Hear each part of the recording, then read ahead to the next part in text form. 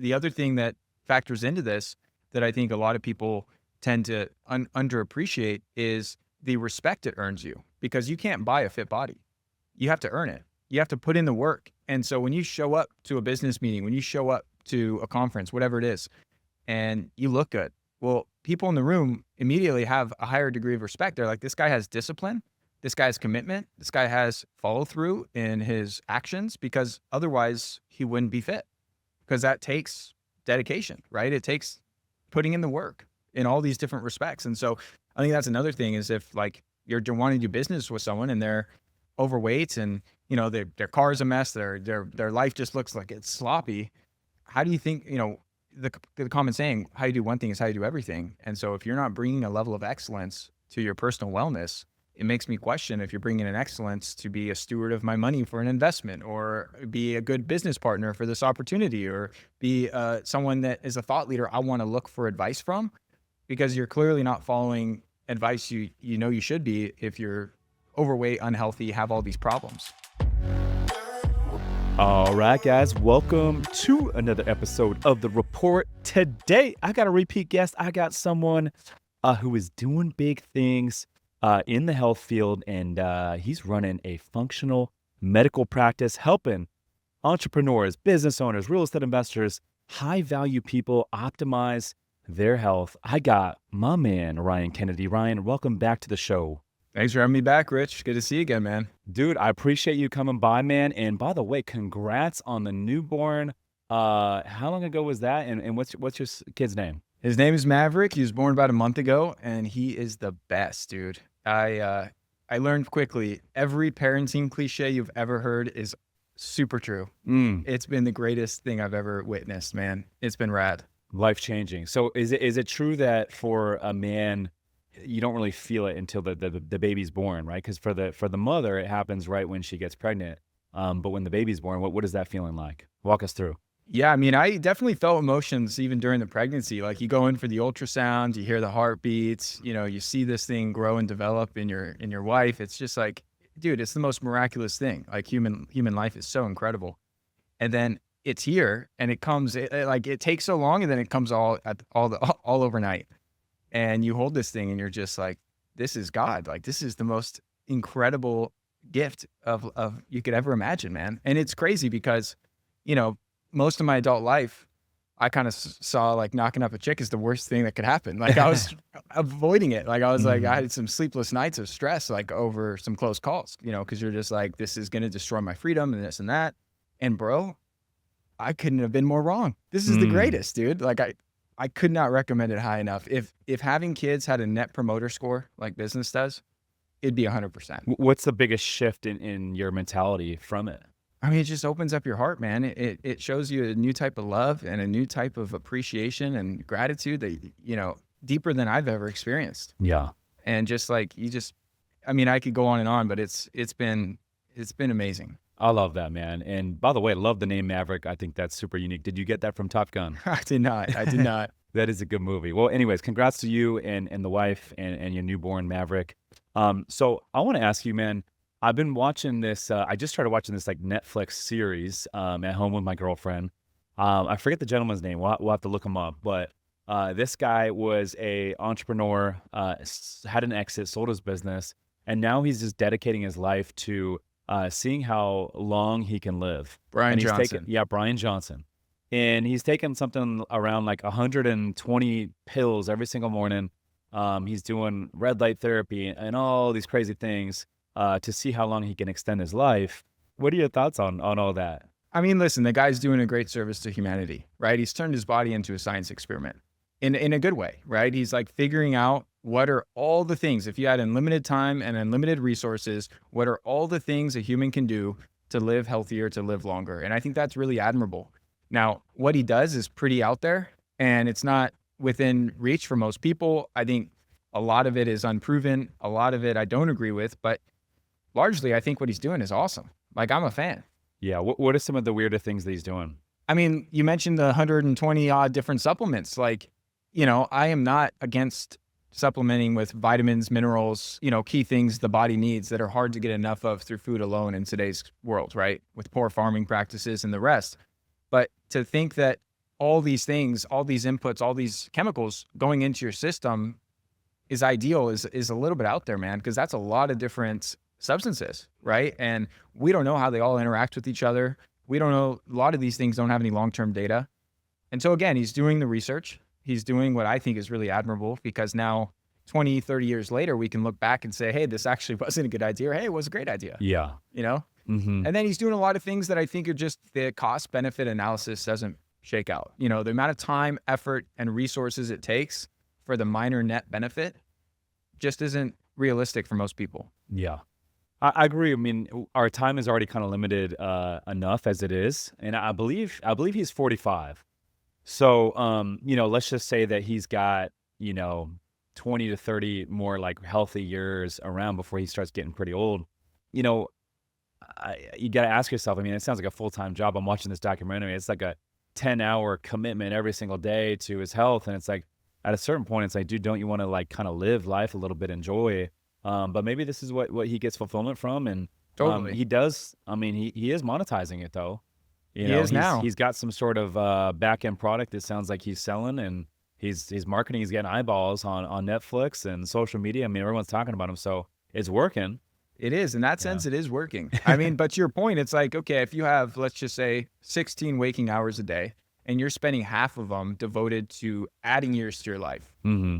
But in that process, you spend decades basically taking half of your waking hours away in order to add a marginal decade at the end. How worthwhile is that endeavor? Especially when we don't know if he's actually going to live to 100 instead of 85, or what the future holds, right? Yeah, I mean, like you said, there's no data on what the effects are of mixing 120 different supplements together. I mean, it could backfire, but good for him. I think it's definitely unique, and it's getting attention. So I don't know. It's definitely interesting, unique. If you're listening to this right now, go check it out. Brian Johnson Netflix documentary. It's a little weird, but it's funny because his son is like 20. I want to say like 20, maybe 18, about to go to college. I think he's like 18, 19. But him and his son look about the same age. Pretty wild. Yeah, it's Yeah, crazy. pretty wild. Anyways, man. So you help entrepreneurs, optimize their health. Talk high level. What exactly does that mean? That really entails figuring out what imbalances someone has, Rich. So looking at their hormones, looking at their gut health, looking at their micronutrient levels, looking at all these different pathways in the body, and then figuring out how we could optimize your energy, your focus, your mood, your sleep and recovery, your body composition, and ultimately how you look, feel, and perform, right? That's what it is at a high level. And so I have patients coming to me all the time that are running a successful business, investing in real estate, and they're burnt out. They're having a high stress lifestyle. They don't feel great. They might be suffering from anxiety, depression, fatigue, brain fog, any number of these issues. And they recognize, man, this is the greatest ROI I could possibly put my money towards, is feeling better. Because when you have more energy and more vitality, you go out and do better things in the world, right? You just have more in your tank to pour into your business and to actually create change in the world. And so it's really the kind of foundation to all of our lives is how we show up in the world. And so that's really what I help people with. Hmm. Yeah, it's crazy how much like going to bed on time, getting good sleep, cutting out or limiting alcohol, at least for seasons. I've been doing seasons of like 90 to 100 days of no alcohol, and that's been a huge hack. But going to bed on time and then allows you to wake up on time, feel recharged, re-energized. And I'm in the gym at like 5 o'clock, and I'm out of there at 6:15. It's still dark outside. I've already got my lift in. I'm feeling energized. I'm hydrated because I got some fluids in, some electrolytes, and I'm feeling good to take on the day. And it makes a big difference. And so, but I think the biggest hack out of all of it, at least from my perspective, has been eliminating alcohol and going to bed on time. That's key, man, because sleep is the bedrock to how we feel the next day. And energy being the currency of life, if you're only sleeping 5 or 6 hours, or if you're waking up with ruminating thoughts, you're having, trouble getting quality rest, dude, it's going to spill over. You're going to feel lousy the next day. So I completely agree with you. If you could optimize sleep and how you feel the next day, you're going to crush it in anything you do. Yeah. Yeah. When I hear people, come to me with some issues that they're dealing with and bottlenecks that are kind of holding them back from growing, I often just say like, hey man, like, have you tried like 3 months of just eliminating alcohol? And I think for a lot of folks, that is going to solve a lot of their issues. And I'm just surprised by like how many people are not willing to just give it up for a little bit. Well, I think you nailed it, man. It's oftentimes the simple thing that's right in front of you. And it's not about adding new stuff. It's not about taking more supplements or these new biohacks or any of this other fringe stuff. It's just doing the fundamentals. And alcohol is a poison to our bodies. And so if you're drinking on a regular basis, it's going to decrease your performance. And so I completely agree. I think a lot of people are trying to find the silver bullet, the new hack, the new thing they could add to their routine, rather than saying, what am I engaging in now that's shooting myself in the foot? And why don't I just not do that? Which is a very easy way to feel better. And it's also a time hack. I mean, like to think, even if back when I was drinking like socially, I would socially drink probably 2 to 3 times a week. But then that's 2 to 3 days the entire next day where I'm operating at 60, 70%, maybe sometimes 40%. And so if you really think about that, that's like 6 days where my week is impacted. And I think if you go through a season, it could even be 30 days, 30 days, 60 days, but ideally you do like 90 to 100 days, no drinking. And like you will get so much freaking time back. And you'll realize like some of these people that you like to go out with and drink with, when you're not drinking, like you have zero interest in actually hanging out with them. So I think it's a big time hack as well, to where you can reallocate that time towards productivity, self-growth, working on your business, creating your own hustle and building your own self up. And I think I don't know, to me, it's a lot more rewarding. Yeah, and man, it's the spillover effect too. It's not just the alcohol in isolation. That's one problem, but it's also that you slept poorly that night. You probably skipped your workout because you were tired and didn't feel great. You probably made poorer food choices. You 100%. probably didn't, execute on the other healthy habits because of this one thing that you did that kind of spilled over into all these other areas of your life. So I completely agree, man. And I love that, Gen Z doesn't drink very much. Like the younger generations don't think alcohol is cool. And it's really getting almost shunned in our younger generations. And all these new alternatives are coming to the market, these adaptogenic drinks, CBD and THC drinks, all these other, herbs like kava and kratom, and all this stuff is coming to the market as alcohol alternatives because younger people are like, yeah, alcohol is kind of a scam. Mm, Why would I want to pay all this money and drink poison? yeah. You know? I mean, you're even seeing these health and wellness like parties kind of pop up where they got cold plunges and red light therapy, sauna, all this sort of stuff. And you're seeing people hang out at the social events to where there's no alcohol. Totally. Doing breath work and getting high on your own supply and doing things that still give you that kind of social lubricant, still kind of expand your minds, give you a different state change, but have a positive downstream effect, not a negative one. So I love to see the movement, man. I didn't realize until I started really like limiting the alcohol. I didn't realize the puffiness when you drink, how puffy it makes your cheeks feel, how puffy it makes your face. Until I started doing these seasons of no drinking, I would go back to drinking for like a week or two, and then your face just puffs up so quickly. What causes that? Inflammation. Yeah, it has a very inflammatory effect. So you'll get, achier joints and more pain in your back. You'll get headaches. You'll get puffiness. You'll get all these things that accelerate the aging process. And all of that is just the inflammatory load, the water retention, all the things that are happening when you drink alcohol. It's so crazy, dude. All right, man. Well, I want to switch gears here. I want to start talking about some like quick tactical things that someone listening to this podcast right now that's maybe looking for a leg up that they can like really apply to their life today, and get more energy, be more effective, and perform at a higher capacity.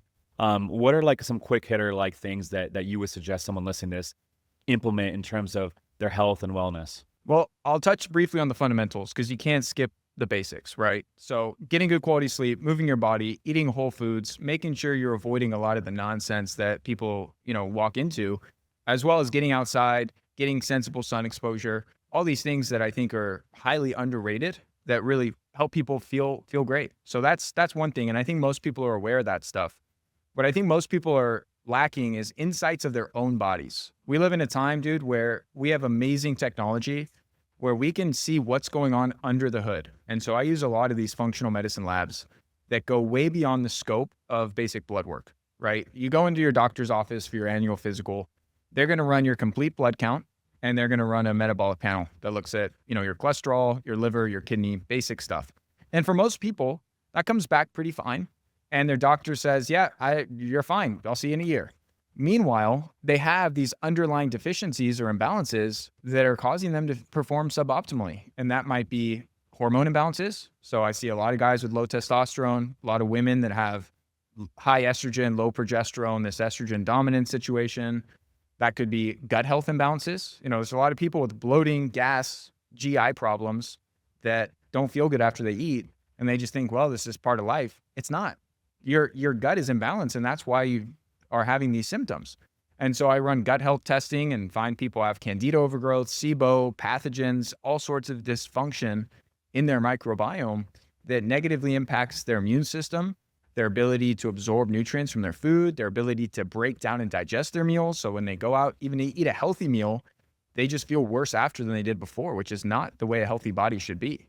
And a number of other things, you could have deficiency in B vitamins, and that's causing you to have fatigue during the day. You could have low levels of vitamin C and you're getting sick all the time. You can have problems with all these different things that you would otherwise never know how to address this. One simple example of a test I love is a food sensitivity panel to fine tune nutrition for your body. There's no food that's healthy for everyone, Rich. And while you might look at a food like, say, Brussels sprouts and say, oh, this is a healthy vegetable, I should eat some Brussels sprouts, it's all fine and good. Your body may not tolerate it. I had a guy come to me just a handful of months ago who's having chronic headaches. This dude was getting migraines almost every day. And he had gone to the Mayo Clinic. He had seen all these top specialists. He had done all these brain scans. None of them came back with anything. They're all like, dude, we don't know what to tell you. Take these pain meds like this. You just got to live with this. He comes to see me in my practice. We run a simple, cheap food sensitivity test and identify this dude is highly sensitive to bell peppers. No one would expect bell peppers to be an unhealthy food. We pull him out of his diet. The guy has not had a headache since. This debilitating problem he struggled with for years completely vanishes just by making a very minor tweak. And he didn't even like bell peppers. He was eating them because he thought they were healthy.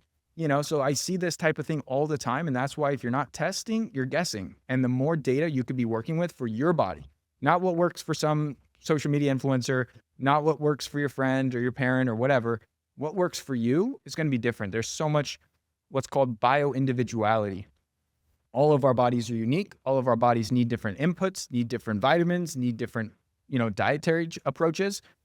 And so just because this keto diet or this vegan diet worked for your friend Sally doesn't mean it's going to work for you. And that's really where the testing comes in, because then we can actually identify based on your genetics, your gut health, your biomarkers, what your body needs. And that is what I've seen be the biggest game changer, is a customized approach to high performance health. I love that. My girlfriend and I just got our gene test back, and we ordered like this gene kit testing from 10X Health, and it tells you the breaks in your genes. And my girlfriend was eating a bunch of stuff that it said in this test result that she shouldn't be eating. And she was like, holy shit, like this is why I feel certain ways. And it was very accurate in terms of like predicting what she was kind of going through and some of the issues. And so there was a lot of dietary things that she thought was good for her that this gene break test said not to eat. And so what exactly is a gene break test, and what is it exactly telling you? Yeah, what these things are looking at is what are called genetic SNPs, SNPs. And these genetic SNPs are gene expressions that are different for everyone that can tell you whether or not you're a good methylator, which can have impacts on your detoxification pathways and what form of B vitamins you should take and all these nuances. And so by understanding your genetic makeup, again, you can make more informed decisions and not buy this supplement just because you saw an Instagram ad that may be actually hurting you, but rather buy something that is actually going to be suitable and appropriate for your body, which is, I think, where a lot of people are, not really taking that extra step. And it's simple. Most of the tests I run for people, Rich, are at-home labs. You don't have to go anywhere. It takes 5 minutes to do either a hair, a saliva, a urine, some type of sample, depending on the test. And we're able to get this tremendous data set to then guide people with the very specific customized inputs and behaviors and lifestyle changes and diet changes and all the rest that is going to help them perform at their peak and feel good and live a long, healthy life. And that's what I think is not getting enough attention. There's so much marketing in the health space in today's world. It's like you're getting bombarded with ads for athletic greens and colostrum and LMNT and all this stuff. Meanwhile, a lot of that is not appropriate for most people. Just because these companies have big marketing spend doesn't mean that it's something you should personally take. Yeah. What are your thoughts on juicing? We just got a juicer at home, and girlfriend's putting a bunch of different fruits in there and that sort of thing. What are your thoughts on juicing? In general, juicing is phenomenal. Okay. So you're able to extract a lot of the nutritional value from fruits and vegetables and digest it in an easy to consume way, being the juice.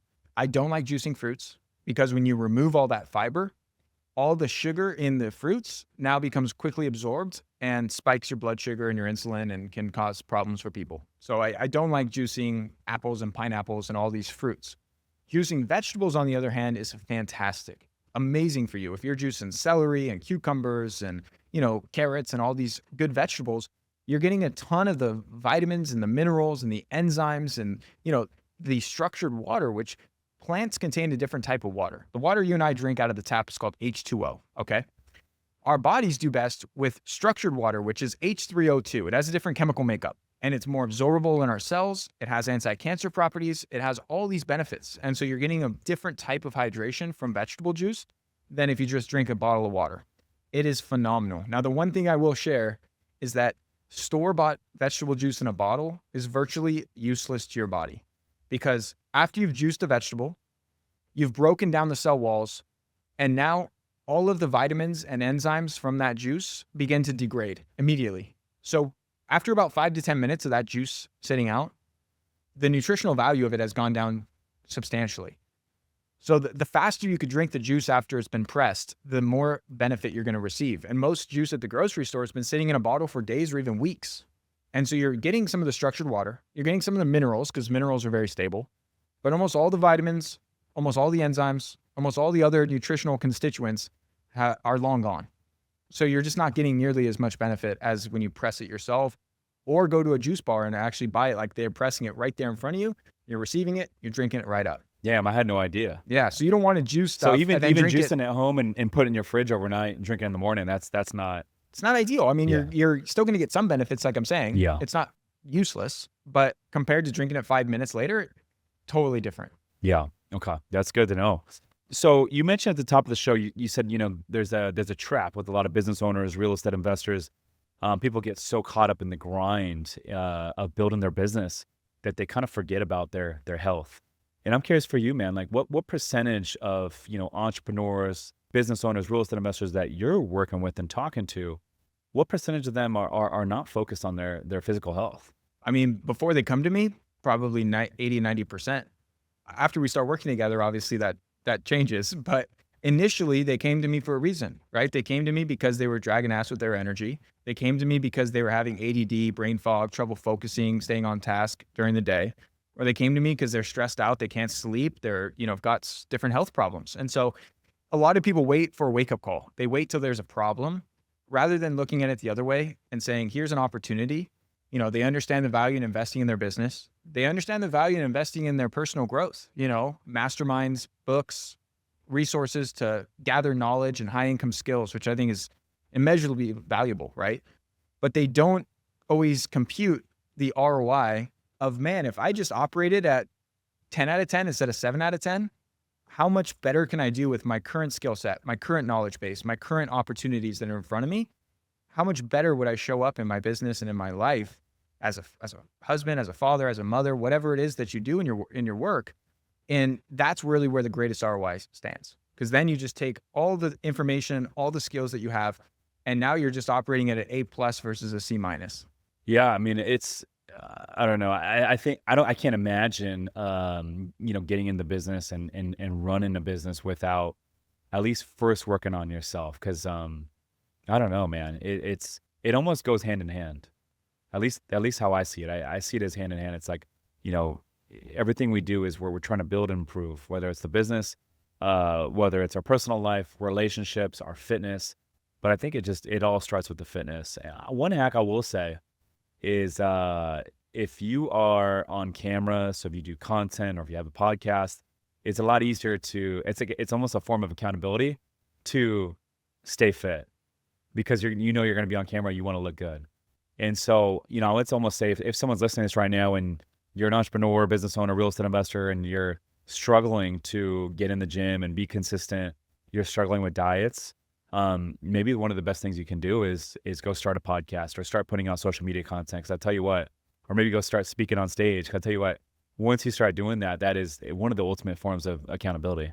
And it's one of the best ways to build confidence, just feeling confident in your own skin, And the other thing that factors into this that I think a lot of people tend to underappreciate is the respect it earns you, because you can't buy a fit body. You have to earn it. You have to put in the work. And so when you show up to a business meeting, when you show up to a conference, whatever it is, and you look good, well, people in the room immediately have a higher degree of respect. They're like, this guy has discipline.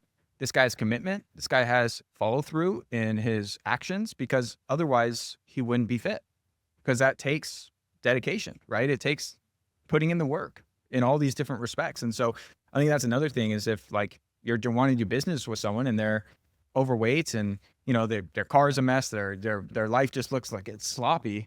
How do you think, the common saying, how you do one thing is how you do everything. And so if you're not bringing a level of excellence to your personal wellness, it makes me question if you're bringing an excellence to be a steward of my money for an investment, or be a good business partner for this opportunity, or be someone that is a thought leader I want to look for advice from, because you're clearly not following advice you should be if you're overweight, unhealthy, have all these problems.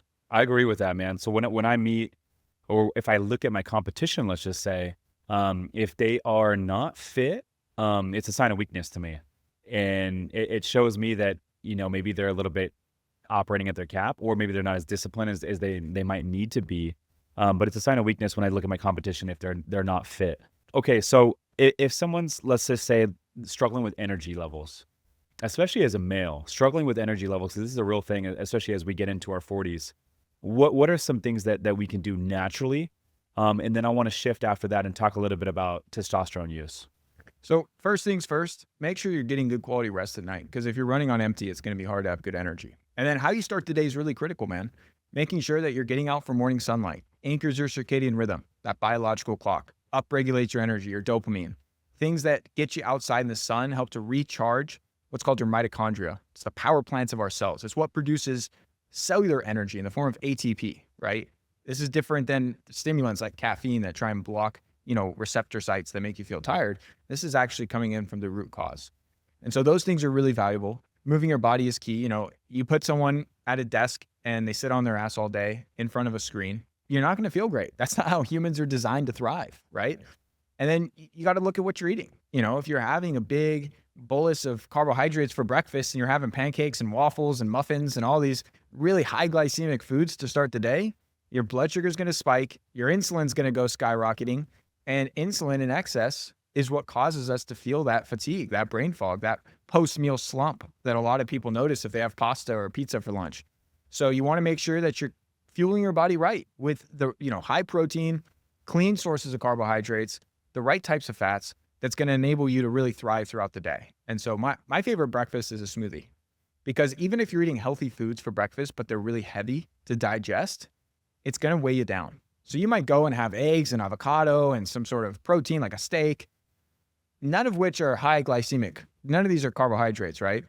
But you might still feel that decrease in your vitality, because your body is now diverting all this energy to breaking down that steak and eggs and heavy breakfast foods, rather than utilizing that life force energy for your brain and your focus and your energy levels. And so I like to have something that's easy to digest, that brings in the nutrients your brain and body needs, that is not like putting a bunch of taxation on your digestive system, right? So I like a smoothie. You mentioned juice. I'll have bone broth for breakfast some days.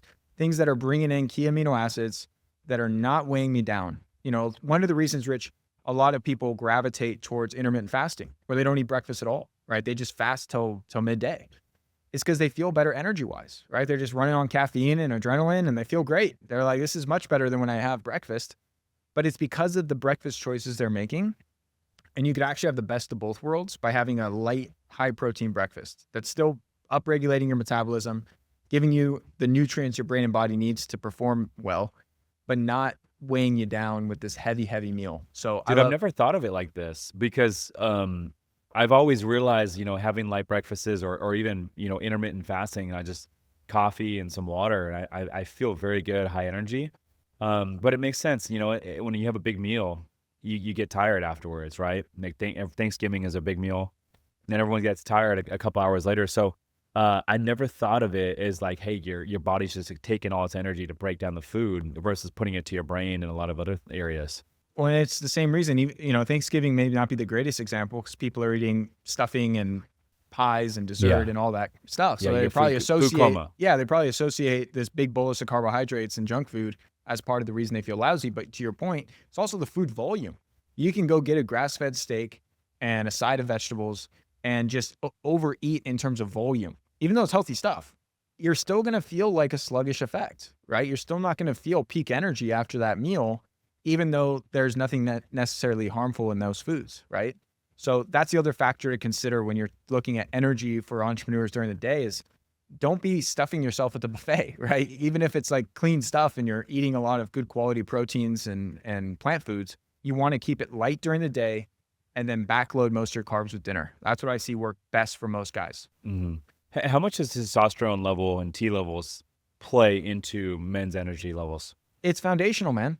That's really what gives men the zest for life, to go get after it, to pursue opportunities, to have that drive and motivation and energy and vitality, not to mention the benefits with muscle gain, fat loss, libido, all these other things that bring, that masculine effect to our bodies. So testosterone is key, and we're in an epidemic right now, man, of low T. There's so many guys that are suffering from low testosterone because they're working in offices, they're not getting outside, they're not exercising, they have high body fat percentage, they're not sleeping well, they're chronically stressed. And on top of all that, there's this tsunami of toxic chemicals in our environments. And so they're getting exposed to plasticides, they're getting exposed to heavy metals and all sorts of chemicals from our food production with pesticides and glyphosate and all this crap that are all endocrine disrupting chemicals, meaning they disrupt your hormone system. A lot of these things mimic estrogen. And so they're putting all this chemical in their body, with the deodorants, the colognes, the aftershave, all the things that they're using on their body have a lot of these chemicals too. So that's really at the crux of the problem. And instead of figuring out how to fix this naturally, which is quite simple to do if you're working with a good provider, instead, all these TRT clinics have popped up and they're like, don't worry about all that shit. We'll just juice you up. We'll just inject you with some testosterone and life will be good. The thing that they aren't considering, Rich, is the downstream impact of that, especially for these young guys. Because in a young guy's body who's 25, 30, 35 years old, even as old as 40, which is not old, you should not need testosterone replacement therapy. Your body should be ripe for producing testosterone if you change your inputs and you change the terrain in your body. And this is not rocket science. Like I help guys do this every single day in my practice. And so we can go through some of those specific strategies, but what I'll say on TRT is that people don't highlight the downsides enough. They just see, oh, dude, my buddy started taking testosterone and he said he felt 10 times better. And now I'm going to start taking it because he's doing great. I want to do great. They don't consider the fact that it's going to increase hair loss. Most guys want to keep their hair.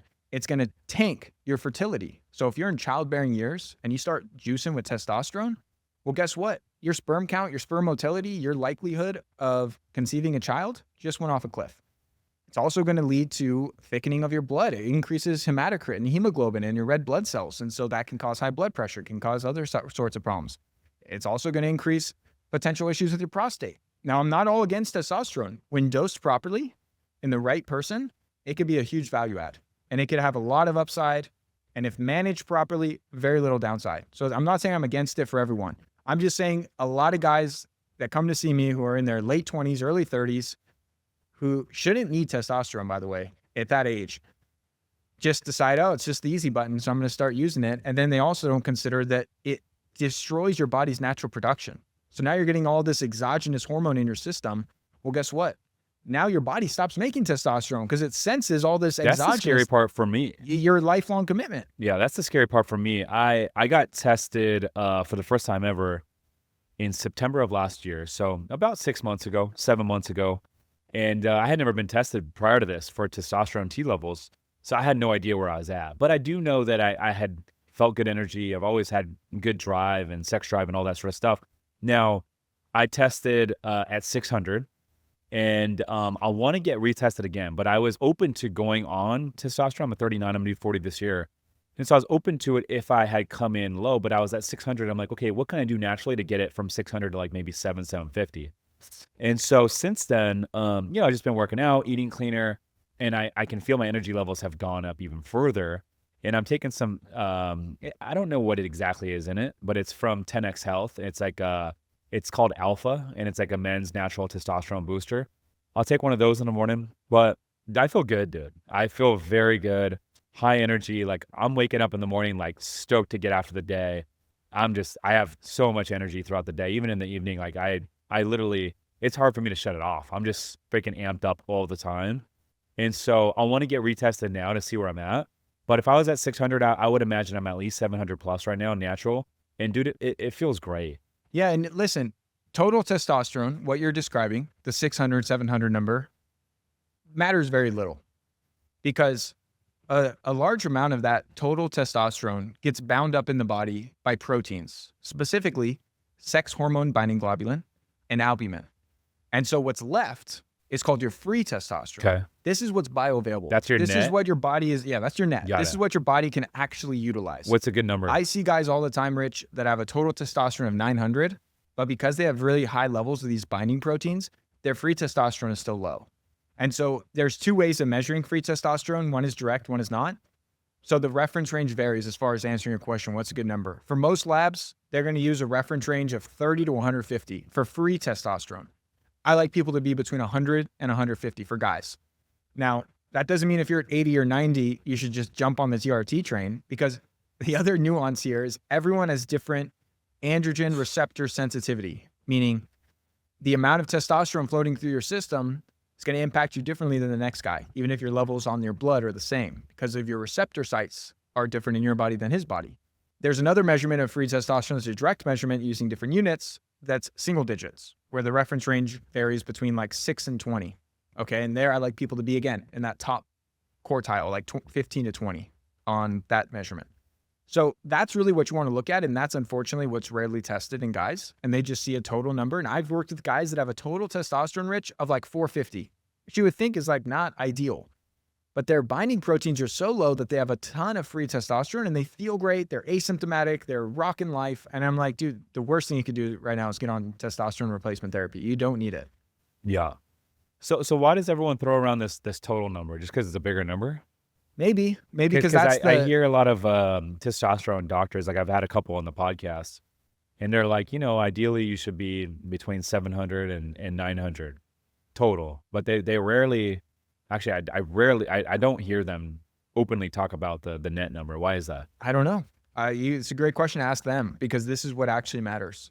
And it should be the only thing people talk about, because I don't care if your testosterone total is 500 or 1,000. I care where your free testosterone is at, because that's what's going to dictate how you feel and perform.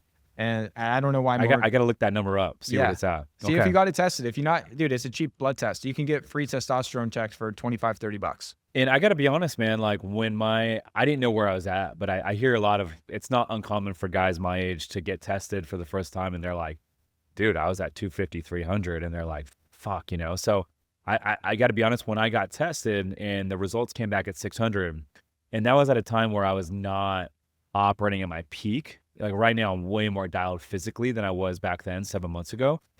And so it gave me a boost mentally. It gave me more confidence mentally, knowing that I was at 600 naturally and I wasn't even at my physical peak. So yeah, I would say if you're listening to this, if you have not been tested, go get tested, check out your results. If it's low, you can do something about it to get it up. But if it's high, it's just going to give you more confidence and more natural energy because of it. Couldn't agree more, man. Couldn't agree more. And ultimately, like, I've seen guys triple their levels naturally without any TRT. I see it all the time in my practice. Guys come to me with total in the 200 to 300 range, and we get them up to the top end of the range without any drugs. Yeah, it's a good thing. Hey guys, real quick, I just wanted to personally thank you for listening to this podcast. It means the world to me. The only way this show grows is by word of mouth. If there's anyone in your circle that could benefit from this podcast, it would mean the world to me if you could share it with them via text or maybe on your Instagram story. And I'll be sure to keep an eye out on my Instagram for shares so I can reshare you on my Instagram story. Again, thank you so much for listening, and it means the world to me. Now back to the show. All right, moving on, dude. So I want to talk about some things that can move the needle, improve sleep, not just obviously stress levels, but how do we improve sleep? Because I think that's one of the most important factors for moving the needle as an entrepreneur, high performer, is good quality sleep. Without good quality sleep, I feel like the whole day just drags. And so what are some quick hitting tips that someone could apply to increase their sleep levels?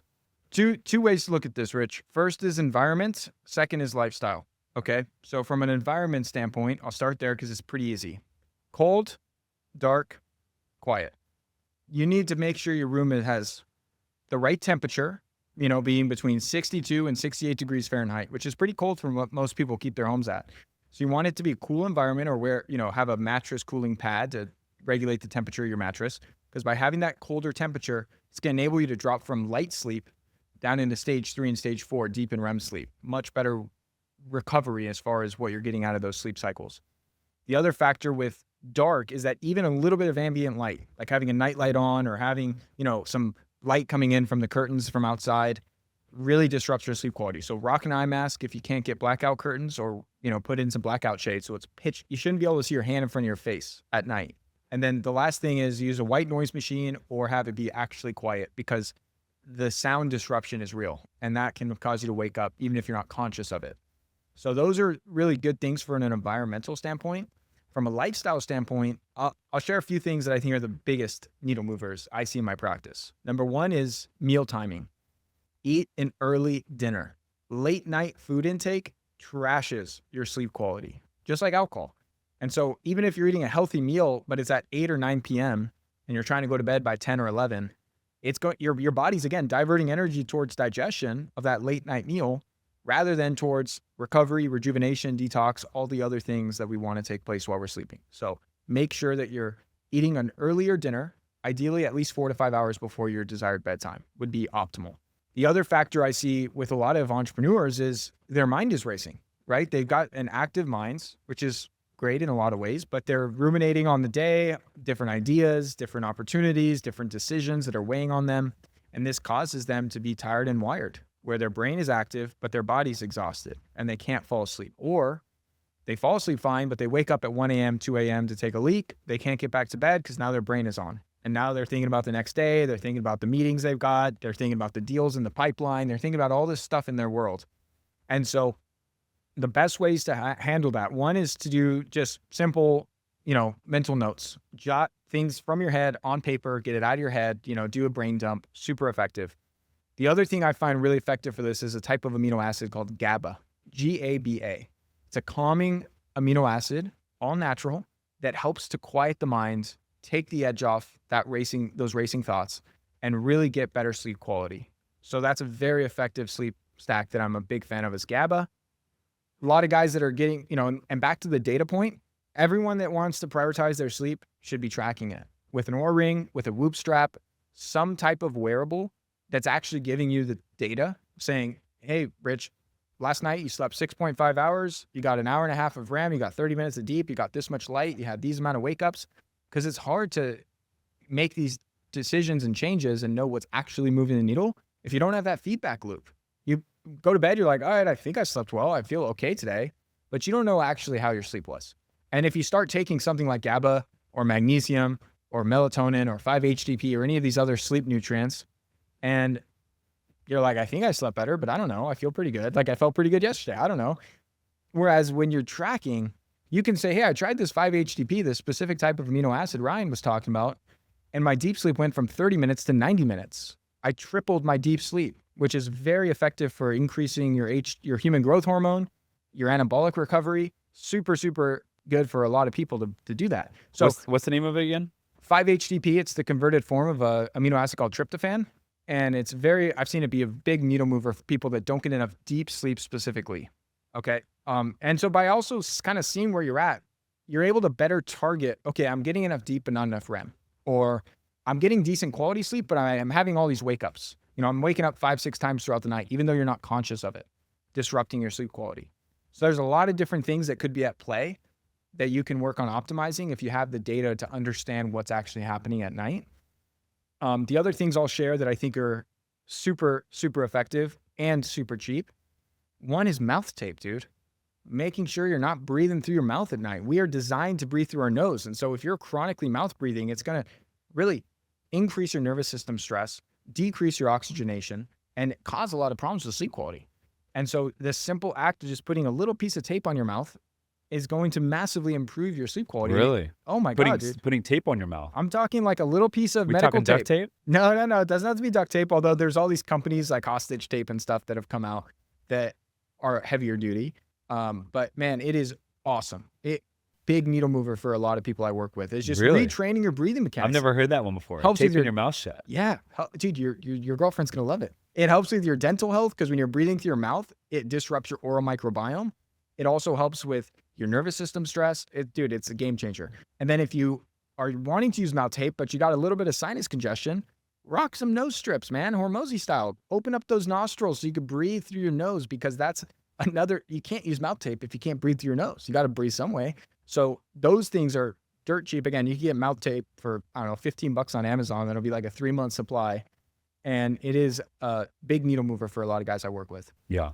That's interesting. So mouth breathing should really only be if you're like working out and you're out of breath type of thing. Not even working out. Really? If you are actively Because if you're gassed and you're working at a really high level, like you see with UFC fighters, when they're gassed, they're breathing out of their mouth. If you're like zone 5, ultra high intensity, then you're right. You do need to breathe through your mouth. But outside of that very, very peak high level of intensity, you should be able to breathe through your nose. If you're doing zone 2, if you're walking, if you're just doing a normal weightlifting session, there should be no reason to breathe through your mouth. The only time you should be breathing through your mouth is if you're actively having a conversation. Outside of that, if you're working at your desk, if you're walking, if you're sleeping, all should be nasal breathing. In fact, I had a great guy on who's a world expert on this topic on my podcast named James Nestor. He wrote a whole book on this called Breath, where he dives deep into the research. He talks, and you don't even have to buy the book. I could sum it up for you in one sentence. Shut your mouth and breathe through your nose, and your health will improve in a variety of ways. It's that simple. So a couple things that work very well for me. I was hearing you with a lot of these like little points that you made, because as entrepreneurs, real estate investors, it's hard to shut it off sometimes at night, and especially if you got a lot going on in that particular week in your business, it's very hard to just shut it off and relax. And so one thing that works well for me is like planning for the next day, the night before, and having that all mapped out. And so I know I can go to sleep knowing, hey, I got everything accounted for. So when I wake up, I'm ready to rock. You're not like waking up in the middle of the night thinking, oh, I better write this down before I forget type of thing, right? So that's one. Number 2 that works well for me is like setting an alarm to like shut everything down. So like 8:30 for me, that's like, okay, phones are off at 8:30 and I'm kind of like winding down, getting ready for bed. Showering before bed, and then when I get in bed, if I need to do something, I'll just like read a book, and that's big. Like not bringing devices into the bed, and then leaving my cell phone out in the kitchen or somewhere that's outside of your sleeping area is huge. I mean, just plug your phone in literally 8:30 or 9 o'clock, whenever that time is for you, when you're ready to shut it down. Plug it in on the charger, set the alarm, and then it's out of the room. It's not a distraction. It's not even something that you think about. And then the sleep noise app, it's called Calm. There's probably hundreds of different like tracks on there, but one of them that I like best is called Distant Ocean Surf on the Calm app.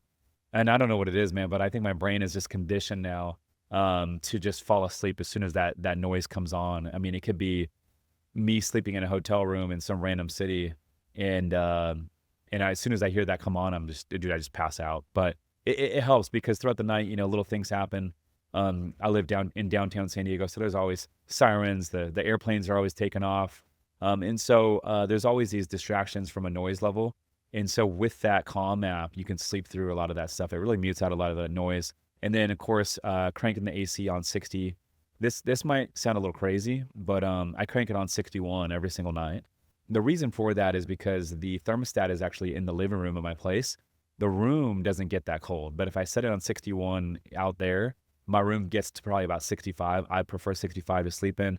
I think it's like proven. It's like a proven thing that you actually get better sleep around that range. Big time. Yeah. 60 to 68. So even going down to 62, 61 is fine. Yeah. Okay.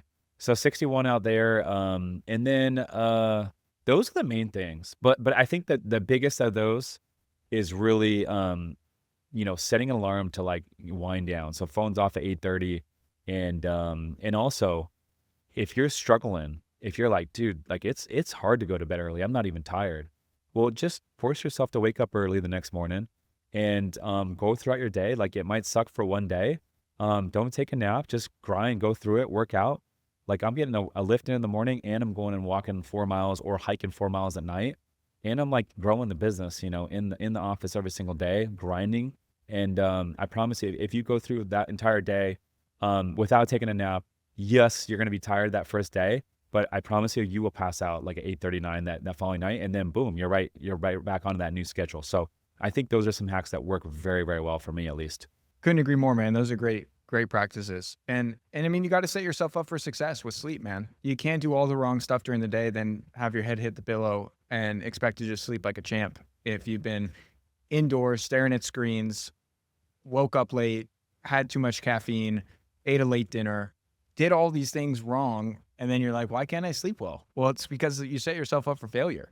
So good sleep starts in the morning. Like you got to get morning sun, you got to move your body, you got to do things that are going to ultimately have your body become tired and ready for bed come 9, 10, 11 p.m. whenever you're trying to hit the hay. Totally. Any productivity hacks, for example, and this is in terms of like controlling your time. For example, I made a couple of shifts this year, and these have been game changers for me. So I'll share a couple of them.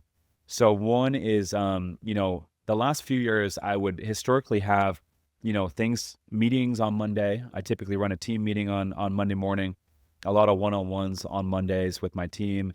And then I usually end the Monday day with like a one-on-one with my business coach.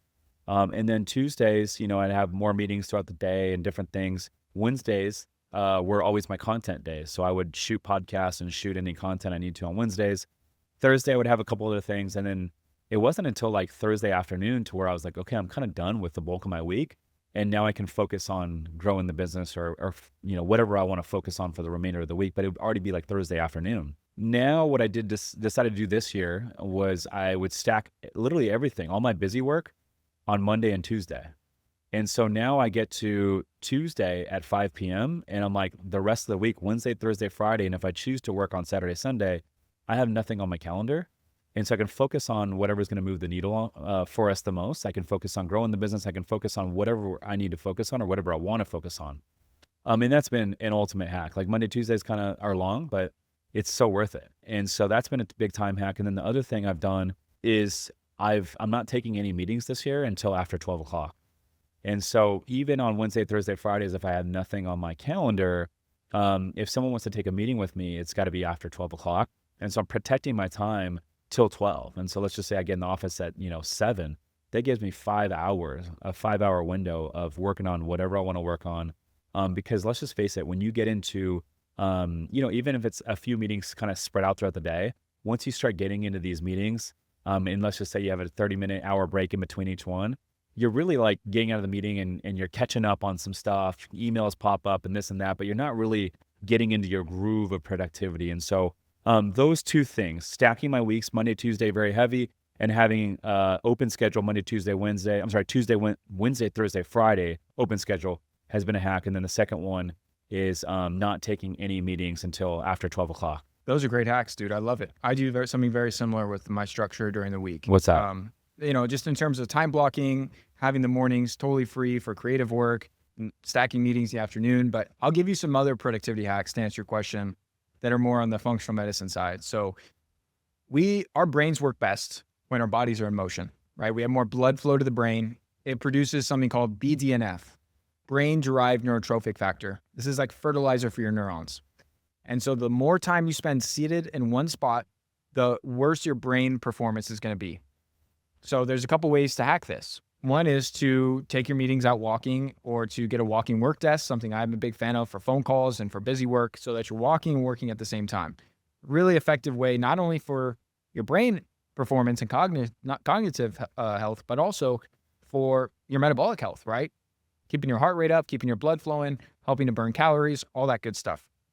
Now, another alternative to this is what I call trigger sessions, where every couple hours throughout the day, you take a 5-minute break from your computer, from your screen, and you do a quick set of a specific exercise and you get back to work. That could be push-ups, kettlebell swings, some squats. But what this looks like in practice is at 10 a.m., you just step away from your desk, maybe you hit the bathroom. Before you go back to your desk, do a set of bodyweight squats, maybe 20 push-ups, and then go to your desk.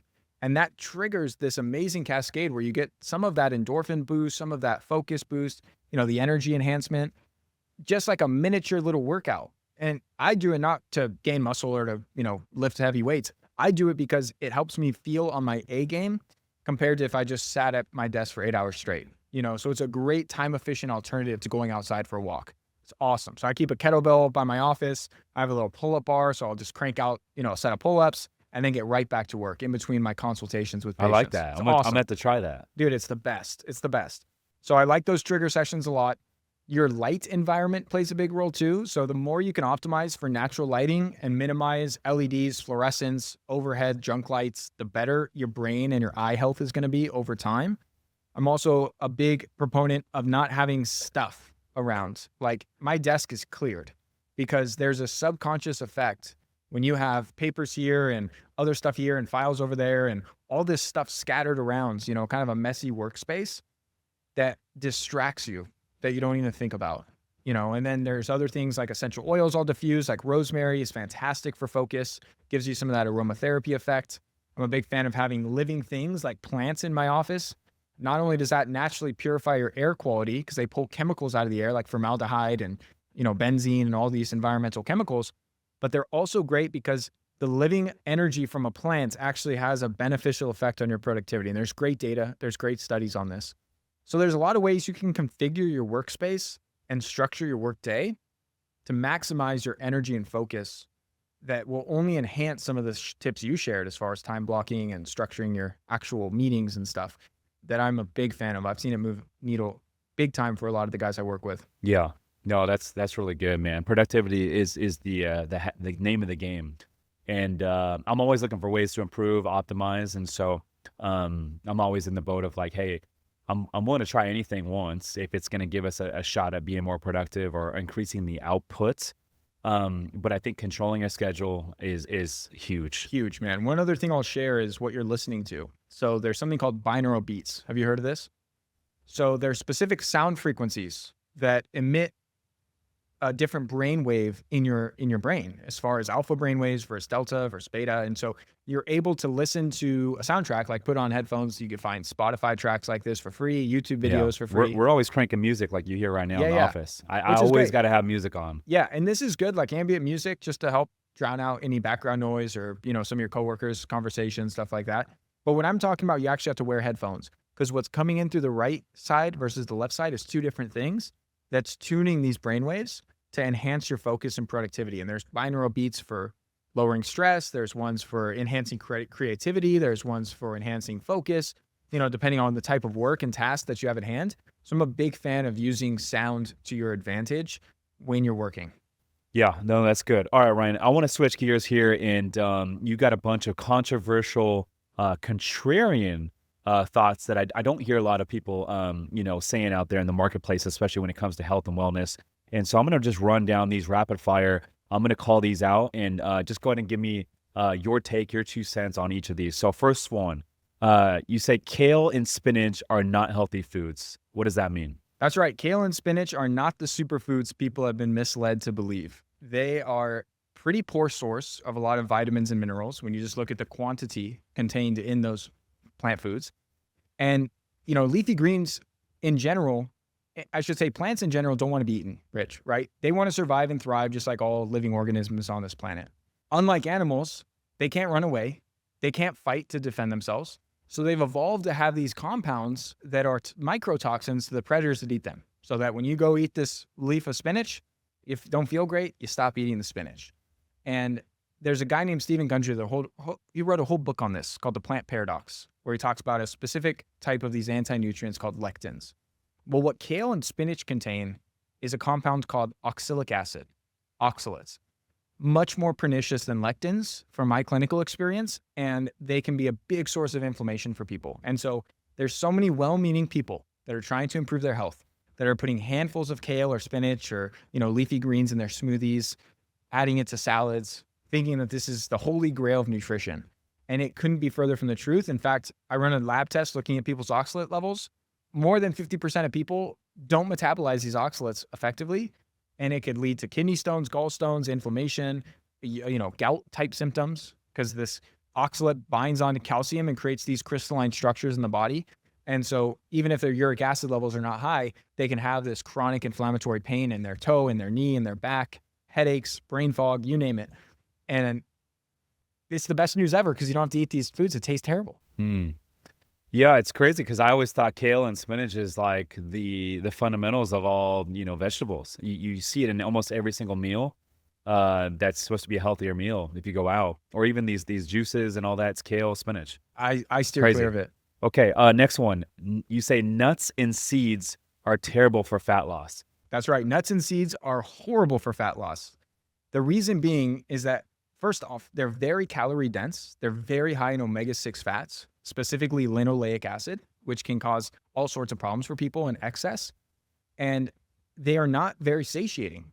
And so you could put a bag of macadamia nuts in front of me. I could eat the entire bag and still be hungry and have 1,000 calories worth of almonds or pistachios, not satisfied at all. So they are easy to overeat. And when it comes to reducing your body fat percentage, those are the types of foods you want to steer clear of. They also contain some of these anti-nutrients I just talked about, where they could be irritating to people's guts.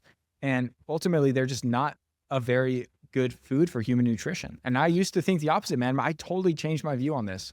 I used to think they were great. I wrote an entire book, Beyond Nutrition, then incorporated recipes with almond flour and all sorts of these nuts and seeds. And at this point, I don't consume them hardly at all myself. Damn, interesting. Because I always hear people say snack on almonds. It's a great way to keep yourself going and not put on weight. It's good for fat loss. Not true at all. And Okay. I mean, listen, if your You choice, hear that, right? Almonds, avocado, all that stuff. Yeah, avocado's fine. Okay. That's not a nut or a seed. That's a fruit. But when it comes to like things Trail like, mix. yeah, trail mix. Trail mix is a prime example. You're at the airport. You're seeing all the Sour Patch Kids and candies. You're seeing all the chips, and you're like, oh, I'll grab the trail mix, healthier option, right? Not the case. Trail mix is super calorie dense. Most of it has added seed oils, added sugars, added preservatives. And to be honest with you, it is at the end of the day going to probably be as bad or worse for most people than other snack options. Yeah. Okay. Next one. You say high quality animal protein is the best source of micronutrients for human nutrition. That's right. Animal protein is the best source for human nutrition. A lot of people in this veganism, plant-based diet movement have villainized meats, and it couldn't be further from the truth. I mean, that's what we evolved to eat as humans, is grass-fed beef and lamb and bison and these ruminant animal proteins. And they are not only a great source of actual protein and good quality fats, but they're also chock full of micronutrients and vitamins and minerals that are more bioavailable to our bodies than other plant foods we can get those vitamins and minerals from. How healthy are these these protein shakes that you buy from Costco and the grocery store, and they give you like a 12-pack of them, put them in the fridge?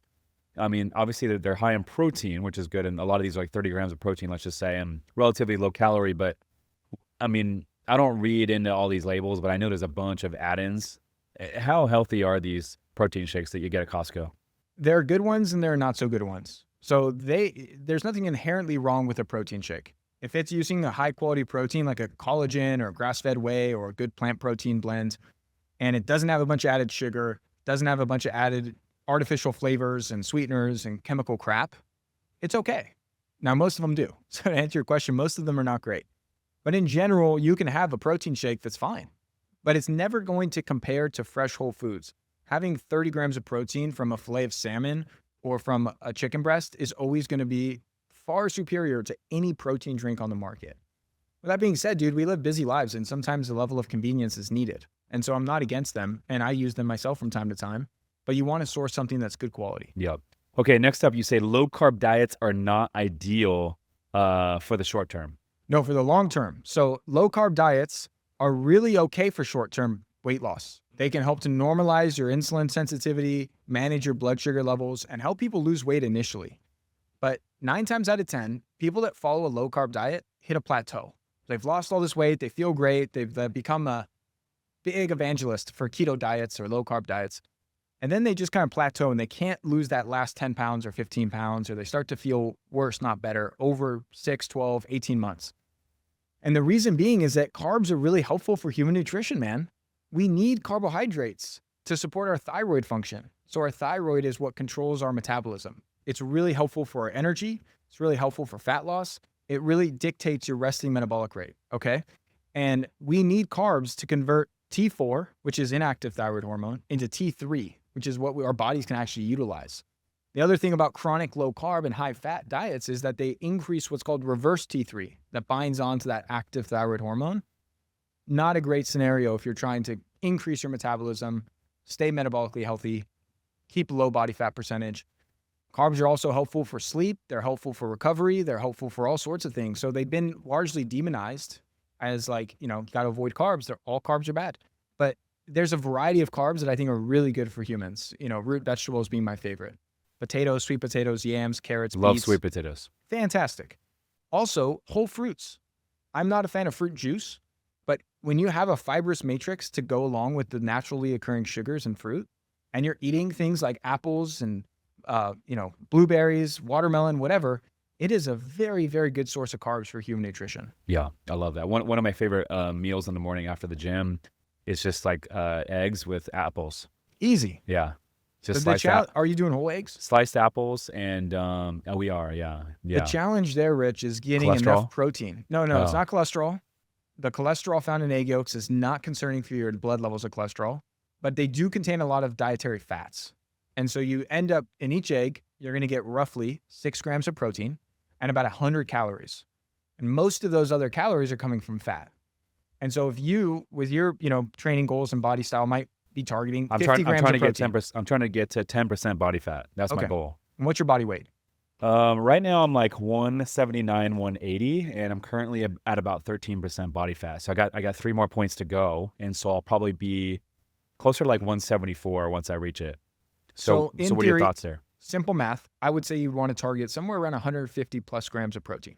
150 grams would be a sufficient amount. You could go higher, but that would be a sufficient number to target. Let's say you're spreading that across 3 meals, 50 grams with breakfast, 50 with lunch, 50 with dinner, okay? To get 50 grams of protein through eggs, whole eggs, you would need to eat 8 or 9 whole eggs, okay? That is a lot of fat. You're going to get close to 1,000 calories in 9 whole eggs in order to get that 50 grams of protein. So what I would encourage you to consider is doing 2, maybe 3 whole eggs, and then incorporating Greek yogurt. Yeah, or some egg whites or some other type of lean breakfast meat like some turkey bacon, turkey sausage, something that's high protein, low in fat. Is turkey bacon good? Because I did have some this morning. Yeah. It is good for you. I mean, it's a clean source of protein. They sell poor quality with all these added preservatives, and they sell good quality. So if you're getting a good quality turkey bacon, nothing wrong with that. Yeah. Great way to complement the eggs. So you're not trying to get all of your protein through just eggs, which is very hard to do. Yeah. I've been loving Greek yogurt. One other hack. Before the gym, when I wake up, because I always try to eat something before the gym, but Greek yogurt, not a lot of calories, like 160 calories, 20 grams of protein. If you tolerate dairy, it's great. Yeah. It's a great source of protein. The other thing I'll have some people do. I'm gonna have one after this podcast. Yeah. The other thing I'll have some people do is cook their eggs with cottage cheese. Have you tried this? No. Surprisingly good. I've heard of it. How is it? Oh, it's good, dude. It just adds like a level of creaminess and delicious flavor to your eggs, beefs up the protein without adding a bunch of extra fat.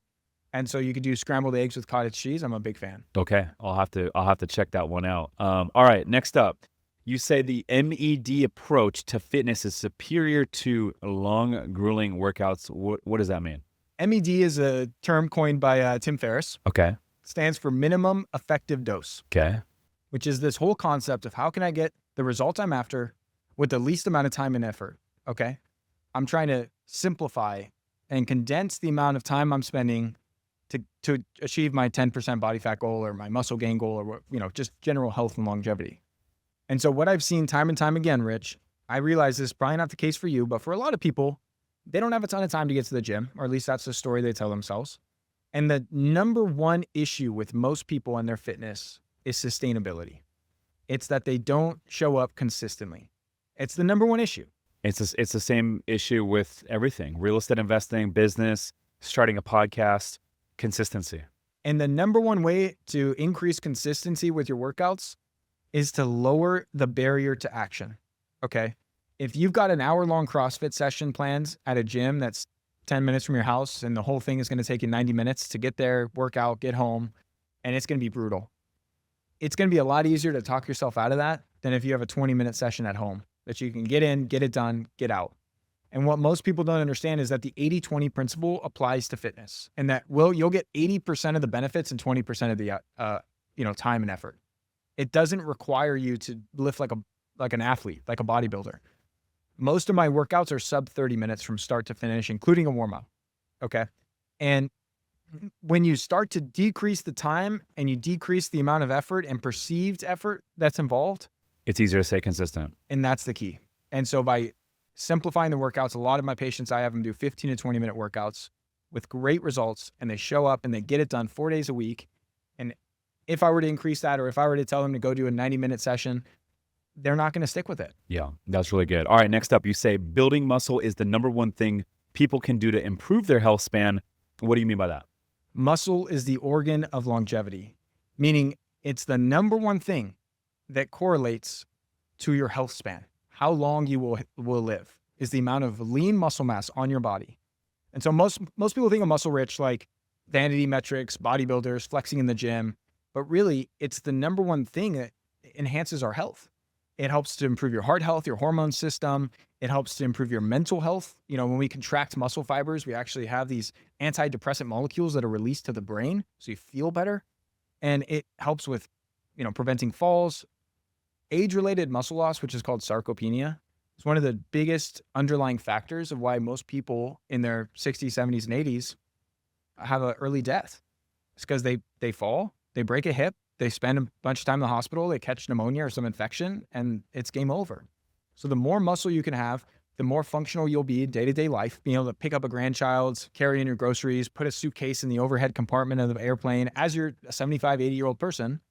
And it's much easier to build muscle now and maintain it through your 50s and 60s and 70s than it is to get to your 60s and 70s and be under-muscled and then try and build it. For sure. It's very hard. Now, so lift heavy weights early and often.